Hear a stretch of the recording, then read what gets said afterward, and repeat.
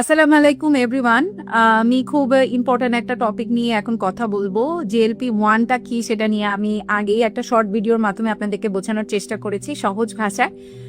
আজকে একটু আমি কথা বলতে চাই যে আমাদের দেশে GLP-1টা আসলে আমরা স্পেশালি কাদের জন্য GLP-1 এর এই ধরনের ইনজেকশনগুলো নেওয়া যেতে পারে এবং আমরা আসলে নেওয়ার আগে আমরা আসলে কি কি কাজ অবশ্যই করে নিব এবং কি কি নামে আমাদের দেশে GLP-1 ইনজেকশন ফর্মে এখন পাওয়া যাচ্ছে।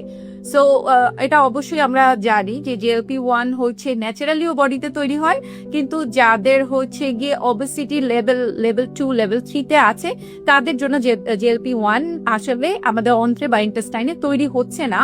সো এটাকে আমরা এখন এক্সট্রা করে পেপটাইডটাকে আমরা ইনজেকশন ফর্মে ইনজেক্ট করতে পারি এবং এটা ইনজেক্ট করার একটা গুড বেনিফিট হচ্ছে গিয়ে বডি যেই GLP-1টা তৈরি করে সেটা খুব দীর্ঘস্থায়ী হয় না, কিন্তু আমরা যেটা ইনজেক্ট ফর্মে নিই সেটা কিন্তু একটা দীর্ঘস্থায়ী এফেক্ট বডিতে থাকলে, তার মানে আপনার বডিতে খুব তাড়াতাড়ি হাঙ্গার ক্রেভিং তৈরি হবে না। আপনি অল্প কিছু খাবার দাবার খেয়েও, অবশ্যই নিউট্রিশনাল খাবার দাবার খেয়েও অনেক ফুল ফিল করবেন। বাংলাদেশে GLP-1 লিরাগ্লিটাইড এবং হচ্ছে গিয়ে সেমাগ্লিটাইড হিসাবে এই দুইটা নামে কিন্তু পাওয়া যাচ্ছে এবং এইটার ভিক্টোজা এটা একটা নাম, এই মেডিসিনটা বাজারে ফার্মেসিতে পাওয়া যাচ্ছে। এটা সবচেয়ে বহুল প্রচলিত নাম যেটা আমরা ইন্টারনেট ঘাটলেই পাই, সেটা হচ্ছে কি ওজাম্পিক ছাড়াও আরো কিছু নামে এই পেপটাইডটা পাওয়া যাচ্ছে, মেনজারিন, ওজাম্পিক এগুলো ছাড়াও পাওয়া যাচ্ছে। সো এটা নেওয়ার ক্ষেত্রে কিছু সতর্কতা আপনাকে অবশ্যই পালন করতে হবে। এটা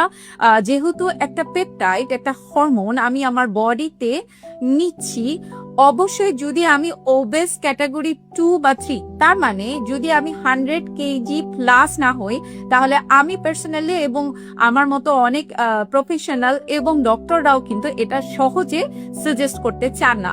যাদের দীর্ঘদিন ধরে ডায়াবেটিকের হিস্ট্রি আছে এবং অনেক বেশি মেটাবলিজম সিনড্রোম তৈরি হয়েছে, মেটাবলিজম ডিজাস্টারের পাশাপাশি বডি ক্রনিক্যালি ইমপ্লিমেন্টেড আছে, তাদের ক্ষেত্রেই ডক্টর কিন্তু এই ধরনের পেপটাইড গুলো সাজেস্ট করে থাকে এবং পরিমাণটা খুবই ইম্পর্টেন্ট। এবং অবশ্যই প্রাপ্তবয়স্ক একটা মানুষের কিছু হরমোনাল টেস্ট করার পরেই আমরা নিব। ওজন নিয়ন্ত্রণের জন্য যেন তেন ভাবে কিন্তু এটা নেওয়া যাবে না, দেখা যাবে এটা ভালো হওয়ার থেকে ক্ষতির পরিমাণই তখন বেশি হয়ে যাবে। সো আমি একটু বুঝিয়ে বলার চেষ্টা করলাম যে GLP-1টা আমাদের দেশে আমরা কিভাবে পাচ্ছি এবং কোন ধরনের ক্যাটাগরির পিপল আসলে আমাদের ওজন নিয়ন্ত্রণের জন্য GLP-1 এর এই পেপটাইডটা আমরা নিতে পারি।